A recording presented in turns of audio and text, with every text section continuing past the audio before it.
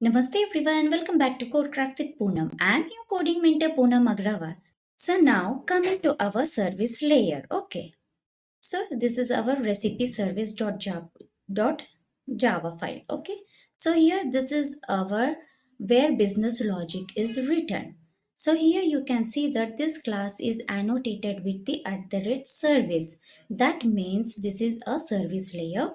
Okay, at the rate service, this is just like a another spring badge. Okay, it is just like the @ repository I have showed in the repository layer, right? So here this tells spring to create exactly one instance and manage it. So the difference is @ service means I contain the business logic. Okay, at the repository means I handle data access. Okay, so here look at this field, that is private final recipe repository. Recipe repository. Okay. So look here, we have not used any new keyword here, right? New recipe repository anywhere here. So here, who gives it to us now? So Spring does. So and so that's called the dependency injection. Okay. So here you can see that in dependency injection, we are using construction injection. Okay. So when Spring starts up, it created the recipe repository first. Okay. Remember that's the pantry manager. So now Spring sees it. Okay. And it needs to create recipe service. So it looks at this constructor and says, oh, you need a recipe repository? I already have one. Let me give it to you. Okay, so this is dependency injection. So the recipe service depends on the recipe repository. But instead of creating it ourselves with new recipe repository, Spring injects it. So Spring provides it. That's why it's called dependency injection. Okay, I hope you got it. So now here you can see that without dependency injection, this is our recipe service class, okay, where we have used a new keyword, okay, to create an object. So here you can see recipe repository repo is equal to new recipe repository. This is tightly coupled. Okay, so this is not a good practice. So what we do is we use dependency injection, which is a good practice. How we do it? So here you can see class recipe service. Okay, so this is our service class where we have a field private final recipe repository repo. Okay, this one here you can see here we have created this field. Okay, and then what we are doing, we are not creating this one. Okay, instead Spring will create it for us. So what we are doing here, you can see that recipe service. Okay, in this we are giving this recipe repository repo. Okay, and then we are initializing it. Okay, that is this dot repo is equal to repo. Okay, so here without di the service creates its own repository. Okay, so that's like the head chef uh, going to hire their own pantry manager. Okay, so which is messy, right? So with the di, that is dependency injection, Spring is like a restaurant management. Okay, it hires everyone and assigns them to each other. Okay, so this is much more organized. So the main benefit of this approach is that it is easy to test.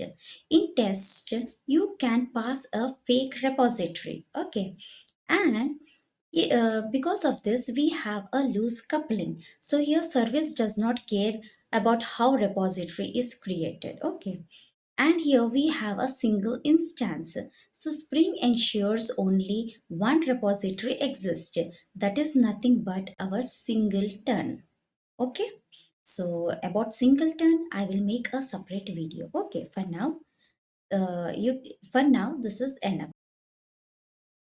Okay. And then here we have this get all recipes, get all recipe by id. So now coming to this get all recipes method. Okay, so here we are returning recipe repository dot find all method. Okay, so this will return the data from the recipe repository. Okay, so this one is here. Here you can see that here. Okay, private final recipe repository. Here, this is recipe repository, right? So, and then when you get the recipe by id, then here we are returning recipe repository dot find by id. Okay, so this will get the data from the data access layer. Okay, that is nothing but our repository. Okay, so here not every method needs a complex business logic. Okay, so here we have this get all recipes method, so this just delegates to the repository. Okay, so here pantry manager, so here we are telling that pantry manager give me everything. Okay, so but even this simple delegation is important, so it keeps the controller clean, and it gives us a place to add a logic later if needed. Okay, and then here we have another method, and then here we have another method that is search by name. Okay, so here we are,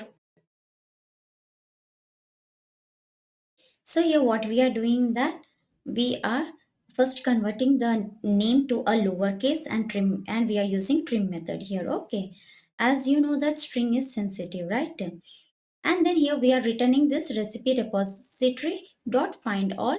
Okay, based on that it will find in the repository and then it will return. Here we are using stream. Okay, in that we are giving the logic, that is dot filter. Here what we are doing, we are filtering the recipe name. Okay, so which should here we are using the filter method. Okay, where we are finding a recipe name. Okay, first we are converting that name to a lowercase, and then we are checking for the required term. Okay, and we are checking for the searched term. Okay, and then we are collecting it to a list. Okay, so here you can see that here we have not provided any logic. Okay, but in this we are providing the logic. Okay, so so here so here is the business logic, right? So the repository just stores the data. The service does how to, so here the service decides how to search the data. Okay, so the business rule is here searching should be case insensitive and support partial matches. Okay, so if you type paneer, it should find paneer butter masala. Okay, so here we convert both the term and each recipe name to a lowercase. Okay, so here we are using dot contains method, right? So this is for the partial matching. And here, so this is a business decision that belongs in this service, not in the controller or repository. Okay,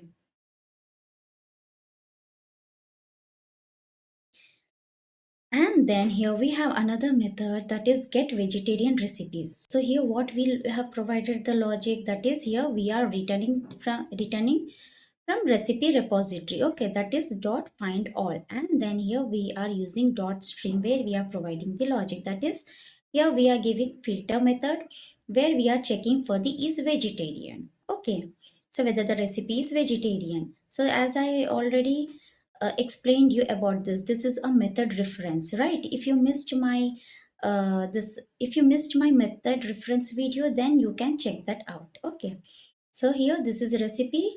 Okay, and this is our method reference. Okay, this is vegetarian field, right?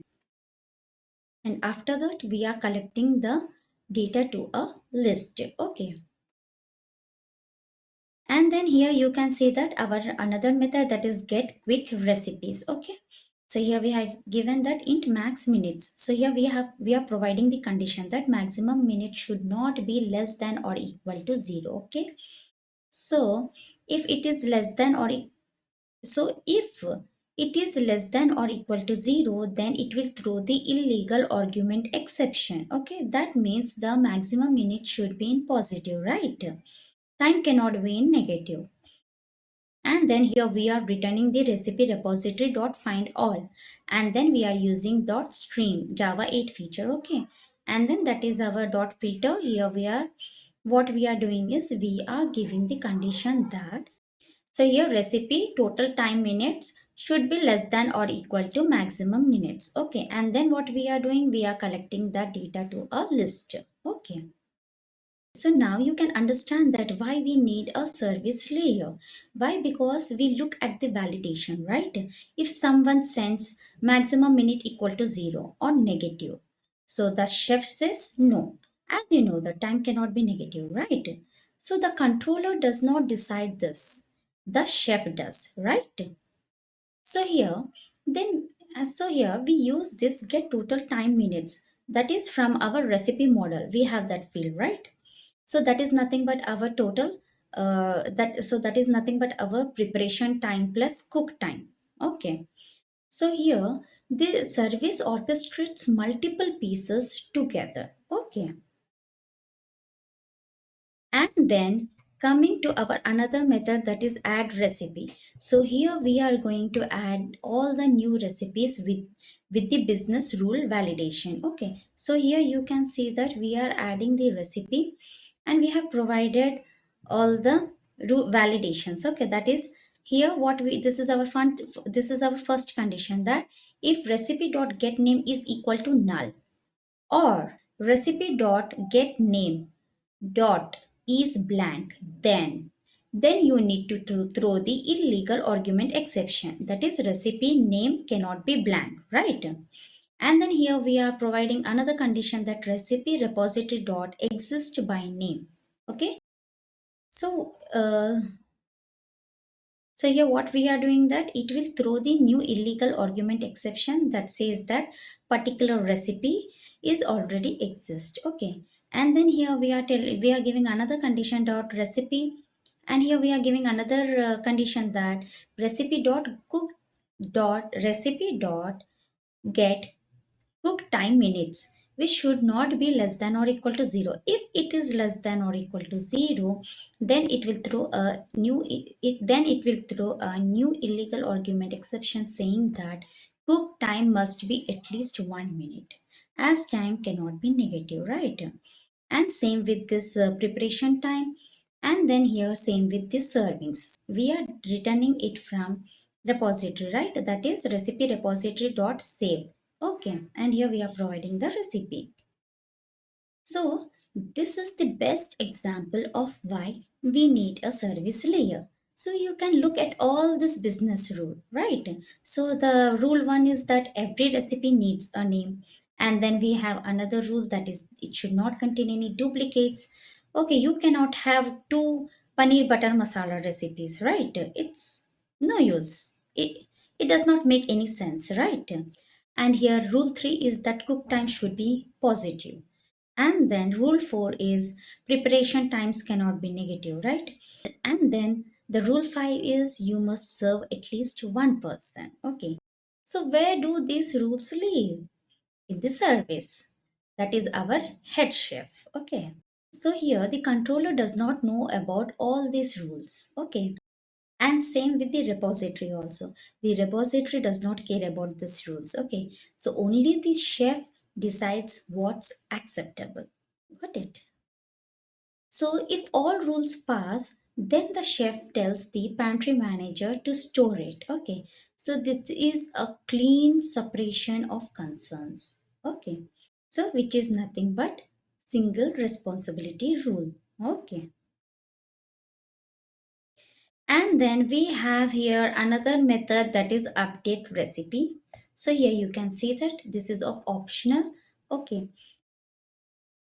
Here we are providing the long id and the recipe updated recipe. Okay, so here we are returning optional. Okay, so optional recipe existing, what we are doing here, we in recipe repository we are finding by id. Okay, here we are giving the id, and then we are checking for the condition that if the existing is empty, then it will return the optional dot empty. Okay, this will not return the null pointer so this will not throw the null pointer exception. Okay, and then here we have a string, that is new name, the updated one. Okay, and here we have the string which is an old name already existing ones, and then here we are checking for the condition that new name should not be equal to null, and then new name should not be same as old name. Okay. So and also here we are checking that recipe repository dot exist by name, that is new name. Okay, so if the condition is not satisfied, okay, then it will throw new illegal argument exception, that it's saying that another recipe named new name is already exist. Okay, and then here we are returning this, the updated one, that is from the recipe repository dot update id and updated recipe. Okay, so, this is for today's video. If you liked my teaching, then do let me know through comment and hit the like button and share it with your circle so that it will be helpful to them. And do not forget to subscribe and hit the bell icon so that you will not miss any of my videos. Till then, keep learning, keep growing. This is Poonam Agrawal from CodeCraft with Poonam signing off.